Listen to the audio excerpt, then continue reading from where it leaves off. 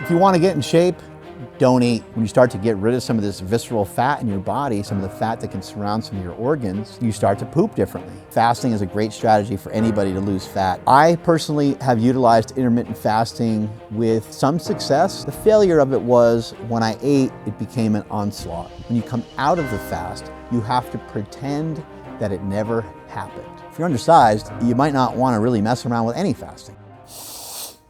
If you want to get in shape, don't eat. I know a lot of times when people talk about fasting, a lot of people shut it down and shut it off, but I want you to stay tuned because I'm going to teach you about a lot of different types of fasts. And there could be a couple fasts in here that might just be up your alley, so stay tuned here for a little bit. Let's first off just talk about intermittent fasting. Intermittent fasting is something that has a fasting window. You may have heard people talk about 16-8. I remember watching the Today Show one day, and the guy on the Today Show was saying, Carson Daly, he was saying, I have 8 hours of eating. And I remember thinking, this is going to probably end pretty badly for him. 8 hours of eating? It's kind of the wrong way to look at it. But the basics of it are pretty simple. You are spending about 16 hours a day not eating.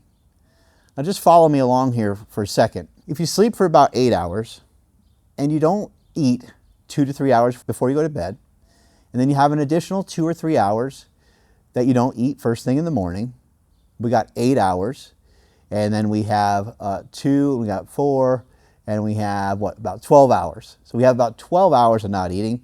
So in order to do a 16-8, we're really just looking at picking off like 2 extra hours. So if you stopped eating 3 hours before you went to bed, and didn't eat the first 3 hours of the day, and you slept for 8 hours, that would get you, maybe my math is off, but you see what I'm saying? It's like, it's not that many waking hours of not eating when you participate in a 16-8.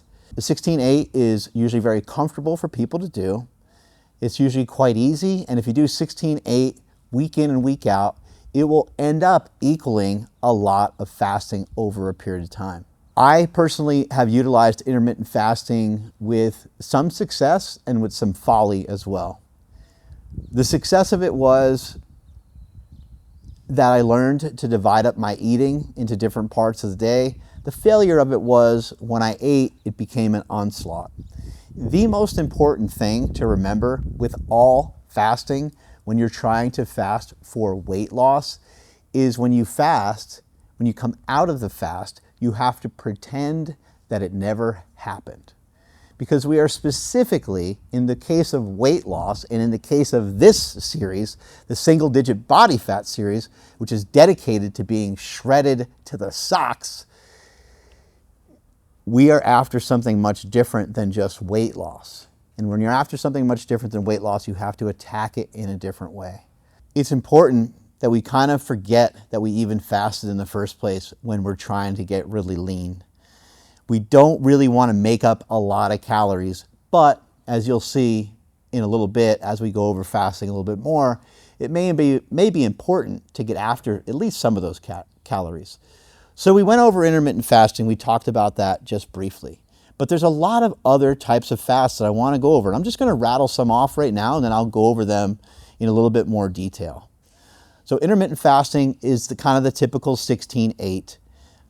It's basically just having bouts of not eating. And in my opinion, it's just an overcorrection for the fact that we eat too much. Our frequency is too high when it comes to food, and our volume is way too much. And the amount of calories that we're consuming on a daily basis is just disgustingly astronomical, and that's why we're fat. But we also have something called a prolonged fast. Prolonged fasting usually refers to somebody doing 24, 36, 48, 72. Sometimes people will do a five-day fast. Sometimes people will do a full week of fasting. There's all kinds of different fasting protocols. There's something called a water fast. You could fast away from carbohydrates. You could do an animal fast where you just don't eat any animal products for a day. Some people believe in that. Some people like that initiative. There's also something called a dry fast. So we're going to talk about the difference between a water fast and a dry fast. Water fasting is when you still are consuming liquid. A dry fast is you're not consuming any food and you're not consuming any liquid. That would include even something that you might take as like a medication or something, or a supplements, swallowing supplements. We could talk about how you can titrate that, how you can make that still work into your schedule, because I don't want people missing out on their supplements or missing out on stuff that's prescribed to them that could potentially be very important. There's also fat fast. Fat fast is, I don't know if I've made it up, but it's in the War on Carbs, and fat fasting refers to basically running off of ketones and running off of fat. Dave Asprey, one of the pioneers of the ketogenic diet, one of the pioneers of talking about mitochondria and so many other things. I know a lot of people don't like Dave. They don't like maybe his mindset, or they think he's pompous or whatever. But we can't throw out the fact that Dave Asprey is a legitimate pioneer in this space, and some of his contributions have been huge. One of them being bulletproof coffee. I still personally like to use bulletproof coffee with a lot of the types of fasts that I do. So you got a fat fast where, again, you're primarily running off of fats. And when you run off of fats, you're gonna not really be jerking your insulin levels all around, and your blood glucose levels shouldn't be hopping up and down either. It's not to say that if you didn't consume a lot of calories of fat in a particular day via MCT oil, ghee butter, grass-fed butter, and so on, that you still wouldn't end up consuming a lot of calories and potentially not really seeing the progress that you're looking for. That could happen. So we do need to have some considerations for that. You also can run into some gastrointestinal butthole blowouts, which are super fun, and please send your pictures into us for that so that we can share with the rest of the group. Protein sparing modified fast, a lot of people haven't probably heard much about. And then there's also just like a liquid fast where people are drinking protein shakes and stuff just to sort of get through the day. Let's talk about the protein sparing modified fast. This was created by a keto group, and some of this keto group, I believe, are some of the original people behind LMNT, the hydration supplement a lot of you have probably heard a lot about. Protein sparing modified fast can be a strategy that's utilized for individuals looking to lose considerable amounts of body weight and body fat, more specifically. And so it really fits in really well with the single digit body fat series, and it really fits in with episode 1 and 2-ish of this series. And it fits into sometimes what happens with people that follow a carnivorous style diet and aren't making progress in terms of weight loss, in terms of fat loss, is because a lot of times they eat too much fat. It is important to eat fat when you're on a low carb diet. It is important to eat fat in consideration to doing things like a fast, because fats are long acting energy. Carbohydrates are shorter acting energy, and protein is really more of like a building block. It's like a piss poor energy source for the body. The amino acids are great for repair, but they're not the body's first choice, second choice, or even third choice, because we have ketones, carbs, and fats. Those are all going to be the primary focus that the body's going to want to utilize for energy. And so while it's important to eat a lot of fat, or it's important to get nourished with fat, I should say, not necessarily to eat a lot of fat, that maybe sends the wrong message. It's important to get nourished with fats because of the satiation and the satisfaction. If you have something that contains quite a bit of fat, you might eat it and you might be kind of ravenous while you're eating it, and you might be able to eat it faster. You might be able to find that you could eat more calories when fat is added to something. You simply go from a chicken breast to a chicken thigh, and it's just easier to eat more of that chicken thigh. However, the chicken breast is harder to eat more of it. It slows you down a lot more. The protein is going to be something that is going to be very, very satiating, but it's not going to be super satisfactory. Like, it's just going to be like it's chicken breast. And even if you make the chicken breast taste good, I would argue and I would say that the chicken thigh because it has more density, is just going to last in the body longer. But anyway, when it comes to these protein sparing modified fasts, this is a day that you're basically fasting away from fats. So how weird is it? I just talked a second ago about how you could do a fat fast, and your primary source of calories are coming from fats, from potentially bulletproof coffee or bulletproof style bone broths. You could also do the protein sparing modified fast, which is basically just protein and no fats for the day. So examples of that would be egg whites, chicken breast. You're keeping your fats, let's just say you're keeping your fats below like 20. That's a tough day. That's a tough day to get through that way. However, it could allow you to eat a Piedmontese steak or two, depending on the type of cut that you have. It could allow you to eat like maybe 2 chicken breasts, a can of tuna, and so forth. So you have a lot of options that you can look into, egg whites and so on. So you could have, in that particular day, you might be able to eat like 800 calories, 900,000 calories or so of straight protein. And you could do that, you could leverage that and do it like one time in the day, or you could do it sparsed out over 2 different time periods of the day. But a protein sparing modified fast will get you very, very lean.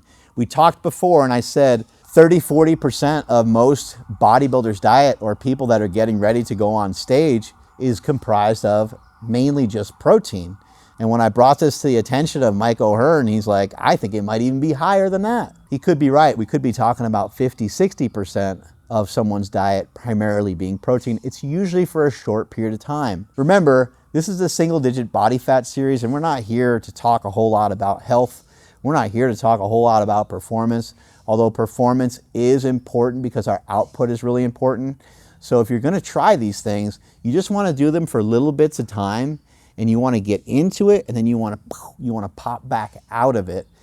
You want to get the results of stuff, but you don't want to have it have negative lingering effects on you. When it comes to a liquid fast, I think it's pretty straightforward. That's a fast where somebody would be primarily just drinking a couple protein shakes in a day.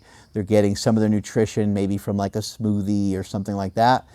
And there's people over the years who've had tremendous amounts of success with that because they're just really ditching a lot of calories.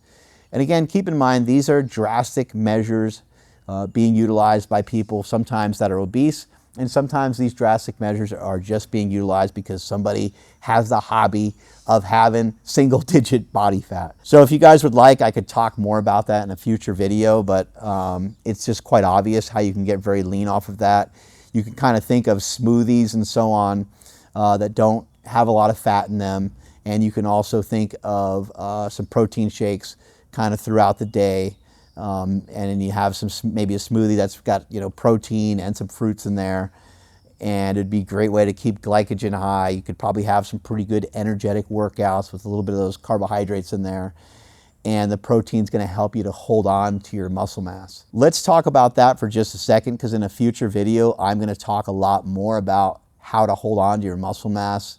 And I'm going to talk about what's realistic to holding on to muscle mass. But first off, all macronutrients, all of them, are protein sparing. Obviously, protein is protein sparing, right?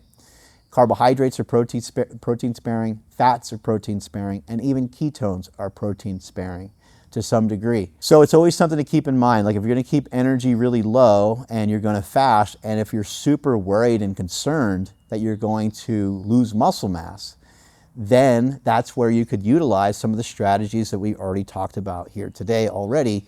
Protein sparing modified fast might be something that you choose because you're like, bro, I just don't want to lose the muscle. You could also use a fat fast where your primary calories are coming from fats. You could also use the liquid fast where you're getting some of these carbohydrates from some of the smoothies as well as having some protein shakes. Those are all things that should help preserve your muscle mass. Now, how do we preserve muscle mass other than just in the kitchen? We do so by sending the proper signals and lifting some heavy ass weights, right? So if you're sending a signal of lifting heavy ass weights and your body is at least getting the nutrition and the nourishment somewhere at some point, the body will still want to hold on to that muscle mass. So this idea of like, oh, if I fast for 48 hours, I'm going to lose a bunch of muscle mass. I think it's more complicated than that. I do think that the body, it might react a particular way from not a lot of calories coming in, but I don't think the first thing it does is like say, hey, we got to burn up a bunch of muscle tissue. I think that takes a while. I think that takes a few weeks and maybe even longer. And then I think that once you start to refeed again after that 48-hour time period is up, all the electrolytes you're consuming, all the food that you're consuming, a lot of that is immediately getting shuttled into the bloodstream and getting shuttled into the various muscles and the various areas that you need. And if you're sending that signal of strength to your body, to not only your muscular system, but also to your central nervous system. So you keep that central nervous system twitched out, you keep it ready, and you also are doing kind of some basic hypertrophy work here and there, you should be able to hold on to the muscle mass. Now, if you're undersized, and you know who you are, if you're undersized, you might not want to really mess around with any fasting. It's quite possible. But I still think fasting is a great strategy for anybody to lose fat, even kind of more of the hard gainer. So we've gone over a couple different types of fasting. Let's talk about the difference between a water fast and a dry fast. Some of the language here can get confusing because sometimes you might use a key word in the sentence and then say fasting, and then it means that's the only thing that you're doing when you're fasting, and other times it means that we're fasting away from something in particular. In this case, the water fast means that we can have water. We can have liquid in the plan. So for me, with a water fast, if I can have liquid, that also means that I have kava. That also means that I might have kratom. That also means that I might drink some ketones. That also means I'm going to be taking my supplements for that particular day. That doesn't necessarily mean that I'm going to be consuming calories through my liquids though. So if I'm going to have a soda, it would be a diet. So I know like we can get all crazy about all these things, but I don't get crazy about all these things. I am looking to be able to make it through the main point of the dietary intervention, and I'm not trying to make it through these smaller windows and these smaller holes of these diets. So I'm not looking for perfection. I'm looking for consistency, and I'm looking for follow through. You want to embrace some of these ideas and some of these concepts that you're having, and once you make a decision, as Kyle Newell told me recently, said once you make a decision, that's it. It's over. So you just pretend that this situation already happened. There's no choice anymore. It does not matter what happens next. Now, if there's a health concern, we got to address that. So if you're feeling lightheaded and you're feeling like shit and you need to drink some water, or you're passing out, at work, and just things are getting really weird, right? You're going to have to like recalibrate. It makes sense to eat at that time and then to say, okay, I need to reevaluate and recalibrate, but none of that should happen to you. That would be a sign of a very unhealthy metabolism, that it's not flexible at all, that it can't move into some of these things. So the main differences between a water fast and a dry fast is simply just a liquid. It's simply just the liquid. In the case of the dry fast, you're not consuming any liquid. In the case of the water fast, you can consume your water, your coffee, your tea. People have a lot of questions about water, coffee, tea, EAAs, fiber, just don't worry about it. These things that have 12 calories and 14 calories, if you're just getting into some of this, I wouldn't worry about it. I personally don't worry about it. I don't sweat it. I'm not meticulous when it comes to that. I will, however, pay attention and to make sure that I don't have too many of these things, because then now we are getting into, like if I had 10 drinks that had 10 calories, well now we're getting into like, It's still only 100 calories, but we're getting into something different, right? And I don't want to turn the diet into something different than its original intention.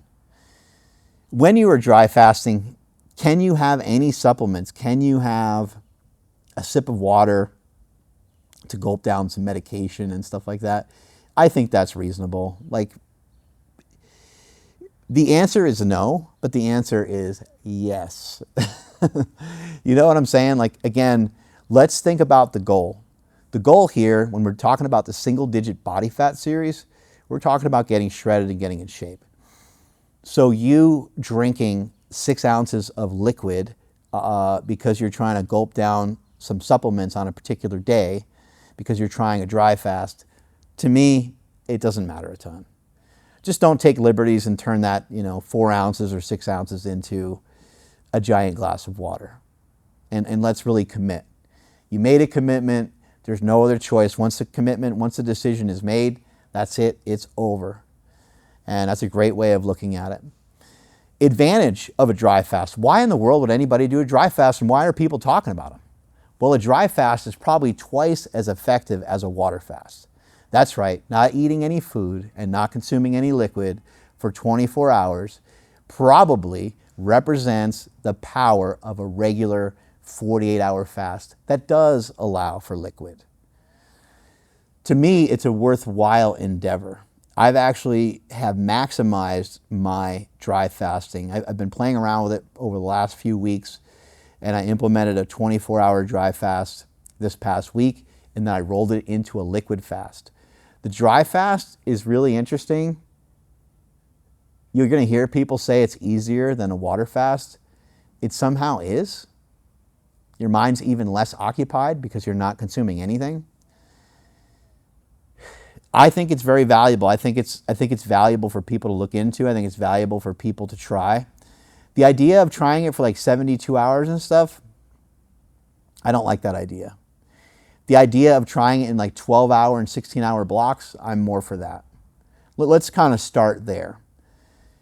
Try it in a 12-hour block and just see how it is. You're probably not really drinking in the middle of the night, although maybe some of you are consuming some liquid. If you wake up and use the restroom and stuff like that, it might be understandable because sometimes you're kind of thirsty in the middle of the night, right? But I think 12-hour absence from water, I think we're addicted to water. Let's just go back a little bit to the 80s, 90s. There was no water. There's no water anywhere. No one was carrying around these shaker cups and water bottles and all these different, waters that we see all over the place. And then it was less common for people to have anything other than just tap water in their home, and bottled water, period, just didn't exist. I never saw it.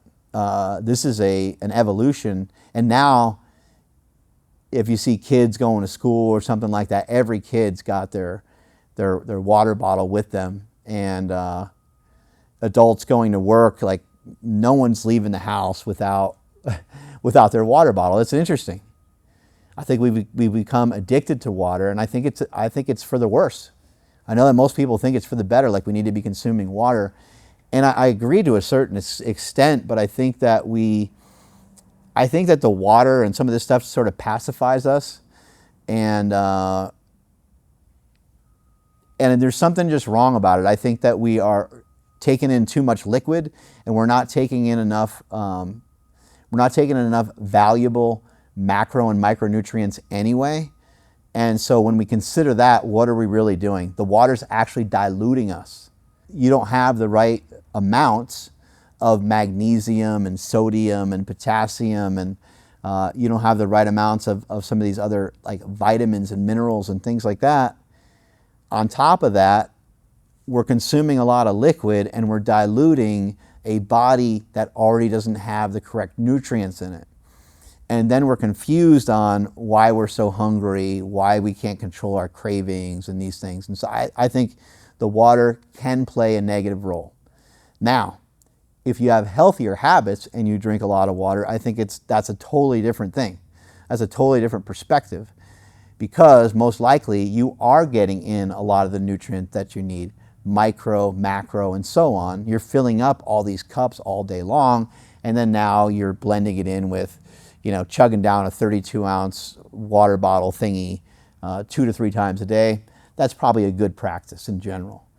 But I think for most of the other population, I think it would really be super beneficial to just try some of these things.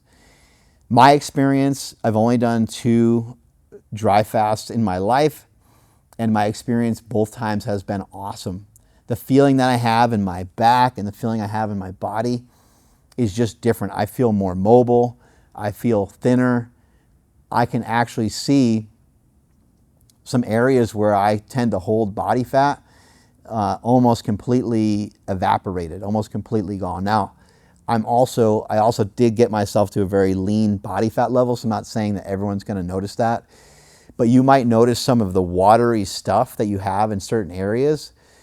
A lot of that will dissipate. A lot of that will go away quite a bit. And those areas that you always thought were like problematic, you're probably going to look at that with a whole new perspective and go,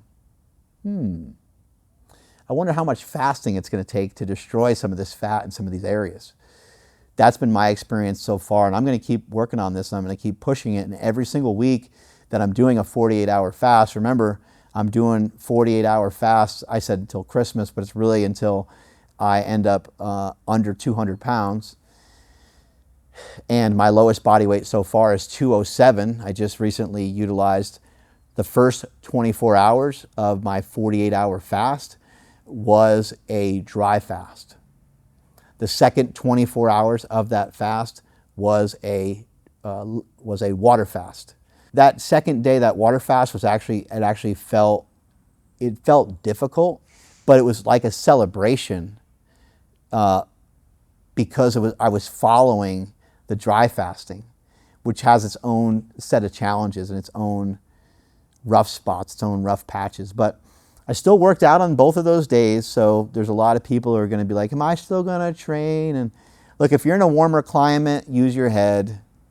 Please don't go out and like run in 100-degree heat and then that's your start of your dry fast and stuff. Like that's not a very good idea.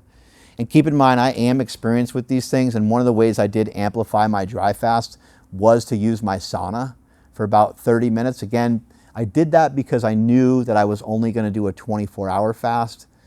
So if you're having it in your head to try anything longer, which I don't recommend, just do 24-hour dry fast. Try that first. That's a great place to start. Take it in 2 12-hour blocks.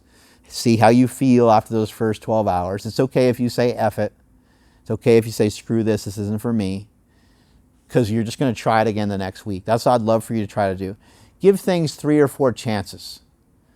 So you try it, you go 12 hours, this is dumb. Your wife tells you it's dumb. Your wife tells you that you're dumb, and you're like, I am dumb. This is dumb. And then you drink some beer, and then you drink some water, and then you drink some more beer. What? Then you drink some more beer. What? Then you drink some more beer. What? Sorry, that's my Stone Cold Steve Austin coming out of me. Things like that are going to happen. There's going to be times where you're going to abandon, you're going to call audibles, and you're going to move into some different things. Not the end of the world if that happens, but please try to give it multiple chances and multiple shots. So yes, I did get down to 207 pounds by utilizing that protocol, the dry fasting on day 1, and then the water fast on day 2. My water fasts are unique. They're a little different. That's where I like to utilize my strategy, which we now bring in another fast, which is fake fasting. And you guys probably heard me talk about this before because I talked about it on the Single Digit Body Fat series before. But fake fasting involves some fermented vegetables. We got things like pickles, kimchi. There's actually kimchi pickles, which are my favorite. Those are bomb. Those are amazing. And they've got some really good spice to them. You got sauerkraut, like any of this kind of stuff. And look, you could probably chew on some like spinach or any of these other things too, but I found that the fermented way works really well. It's actually almost like 2 days of veganism in a way, because I'm basically eating like plants on that particular day. I will also fortify my coffee with bulletproofness, and I'll also do the same thing with my bone broth on those days. And, overall calories, where are they smelly? I don't really know. I just throw in like a little lather of grass-fed ghee butter. I throw in some MCT oil. And how much is in there? It's like, I don't know, it's probably 200 calories worth. I probably do that twice in a day. So now we're looking at, I probably consume somewhere between like 400 and 500 calories on one of those kind of fake fast days, which is a drop in the bucket, right? Which is nothing. But it makes the fast easy. It also keeps my digestive system cranking and keeps my digestive system going. Something that is noteworthy. Combination of fasting every week for 48 hours, the combination of eating some of the fermented vegetables in combination with the sprinting that I've been doing every week, my shits have been tapered. You may recall in old videos, I used to say, may all your shits be tapered at the end of the videos. I used to say that on a podcast. I used to say, multiply your hustle, multiply your muscle, and may all your shits be tapered, which I should probably bring that back because that's sick, right? But anyway, my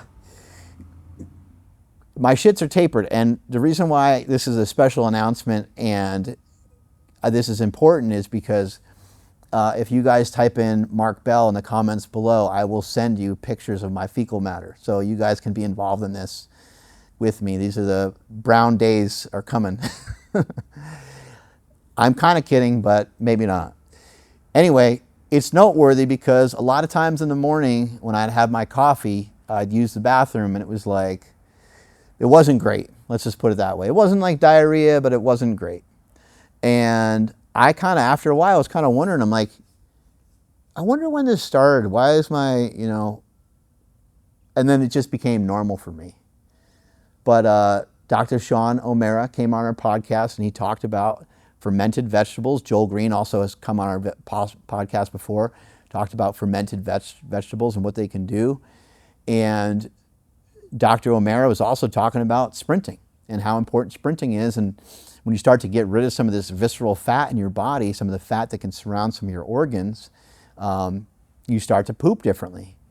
And shit, he was right. So these are some cool changes that you might notice in addition to, getting rid of, in addition to like just losing body fat. When you fast, I think that you're going to tap into some body fat that you may not normally have access to. And you might notice that you'll lose fat in some different areas that are just, it's just a touch different than what you normally have. I actually think that fasting, personally, I think that fasting has some sort of accelerated fat loss benefits that are just slightly different than normal caloric restriction. That's just my own beliefs. That's my own way of thinking. But what I've noticed in the succeeding days past the 48-hour fast, when I go into eating more normal, which is usually about 2 meals a day, sometimes 3, depending on the day, that my look and my body weight are still lower and leaner than normal. So after the 48 hours is over, and let's say an additional 48 hours has gone by, where I've had 2 days now of eating and kind of filling up, I'm not back to my normal weight, and I don't look the same. I look considerably leaner. And remember, that's what I've been talking about the whole time. With the single digit body fat series, if you're following the information that we have here, if you're following what I'm talking about, you should be noticing differences in your body about every other day. I mean, it should be that quick. If it's not, then you're not doing a single digit body fat program. You're not following along with what I'm saying. And maybe one day I will write a program. Maybe I'll try to sell a program or something, but that's not what this is about. This is about you taking this information and applying it on your own. You want to know why I'm doing it that way? Because that's what true knowledge is. That's what true wisdom is. I'm giving you information, and then when you go apply it, you're going to apply some of this information, and some of this information isn't going to be spit back to you perfectly. It's going to get spit back to you in your own way, and you're going to look at it. I need you to interpret that. I need you to read that. I need you to wake the fuck up and stop being so dumb. I need you to be smarter. I need to challenge you. I need to challenge your beliefs, and I need to challenge your current intellect massively so that you can improve, so that when you get the information back, you now can make your own audible, your own way, rather than you sitting there going, I wonder what Mark would think about that. Because what do most people do with my information? Most people take my information and then they try to tell Lane Norton about it. Or they try to tell Dr. Mike Israetel about it. Or they try to tell whoever their favorite. That's the wrong thing to do with my information. The thing to do with my information is either take it or leave it. You don't have to follow me. You don't have to subscribe. You don't have to like anything. You don't have to purchase anything I sell. You don't have to follow anything that I have if you don't like or believe in anything that I say. But if you even halfway believe in what I say, you owe it to yourself to try it and to test it out for yourself. When it comes to keto, when it comes to carnivore, and when it comes to fasting, these other people on the internet have not done it. They have not tried it. They have not even tried it. Is this a fucking joke? A lot of people haven't even tried it. And they're going to comment on it and say that it doesn't work or it's not effective. They're going to give you the literature. That's all they've seen is the literature. That just is too funny. It's a little bit too funny. There's people screaming from the mountaintops that are doing fasting. There's people screaming from the mountaintops that are doing carnivore. There's people screaming from the mountaintops that are doing keto. These things, they not only work, but they're magical. They're magical because they work in some different and mysterious ways. How is it that keto, how is it that I believe when Dr. Lane Norton was recently asked about what he would do if he found out he had cancer, I think he said fasting. Whoa, I thought this stuff wasn't magical. Wait a second. That's interesting. Maybe he still thinks it's not magical. Maybe a lot of other people think it's not magical. But I think it's a magic trick when you make things disappear. And I've seen the ketogenic diet make things disappear for a lot of people. I've seen fasting make things disappear for a lot of people. I've seen carnivore make things disappear for a lot of people. That's wild. I mean, really crazy conditions. Very, very severe skin disorders. Very severe mental health disorders.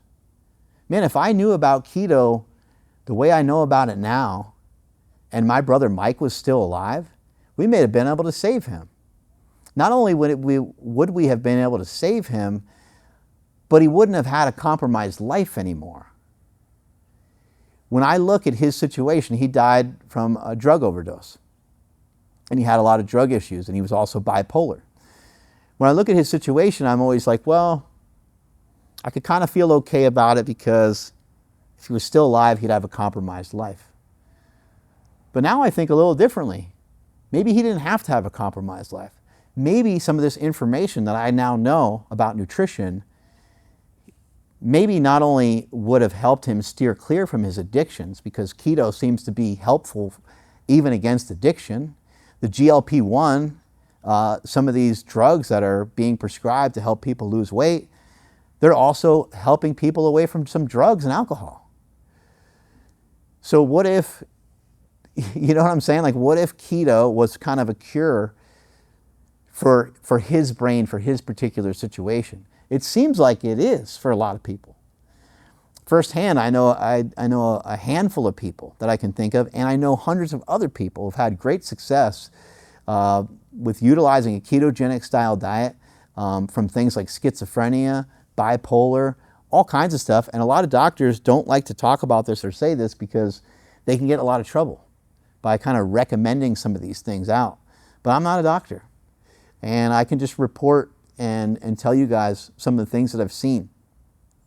And these things have massive impact. So aside from just a single-digit body fat series, when you do a ketogenic diet and you start to blend it with a 48-hour fast, you get this cyclone, you get this cascade of habits that get to be really built in, and you're going to see just how locked in you can be with a diet. If you haven't been locked in with a diet previously, this is the diet for you. And I know you're going, yeah, but. Forget all that. Forget all that. Decide. Make a decision. And like Kyle Newell said, have that be the final say. You made a decision, that's it. After you watch this video, go tell your significant other right now, or go tell your parents or whatever, whoever will listen to you, whoever's in the house right now, go tell them right now. Say, that's it, I'm going keto and I'm doing fasting. They might not care. They might not say, why the hell are you telling me? I don't give a shit. Make sure you tell them and make sure you start to do it and make sure you follow through on it. This is the many different ways of fasting. I'm sure I missed a lot of things. There's also a lot of fasting that's done within religions, and there's a lot of different variations of fasting. I would say my way of fasting, the fake fast, which accounts for having some bulletproof coffee, having some bone broth, having some fermented vegetables and stuff, it's a breeze. It's nice and smooth. It's easy. It's simple to follow. Your blood sugar is not going to get all wonky or weird. You can also eat some olives. So you get like a little bit of food in there, and it's a very passive way of getting through a fast. But even though I kind of make fun of it and I call it fake fasting, it actually is an amplified fast, which is another form of fasting. Hopefully you guys learned something about this type of fasting. If you want me to talk about a specific type of fasting a little bit more, please let me know. I forgot to mention that some of the more recent uptick about dry fasting came from a book which is called the Phoenix Protocol. I cannot recall the doctor's name at the moment that came up with the Phoenix Protocol, but please look into that, and please do some searches for that and check into that, because you're going to see that a lot of great things can come from fasting. I would not be recommending it to you guys for no reason. Lastly, I want to touch on this. I am not an influencer. I am an innovator, often imitated, never duplicated. The stuff that I have brought to a lot of people over the years are things that are now getting more and more recognized as being true. And it happens time and time and time again. And I don't want to be that old guy beating the drum saying, hey, I invented this, I created this, I invented the question mark, I did this, I did that. But I did. I did it. And hopefully a lot of you view me in a different way than just an influencer, and hopefully you're taking what I'm saying seriously. And the reason why that has value for me is because I want you guys to be able to make the change that you want for yourself.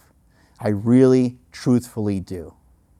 When I tell you that I'm rich, or I tell you that I already did this, or already did that, I already have a lot of views, I already have a lot of followers, I already have a lot of stuff.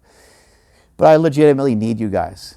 And I love you guys, and I love hearing the progress. I love when so much from that first video that we shot, there were so many comments about people losing weight and the impact that this has had, and me being able to teach people about squats and deadlifts and things like that. And so I think most of you recognize that, and most of you, I feel honored that a lot of you recognize me as like a mentor, which that is definitely a step above and beyond just being someone who's an influencer.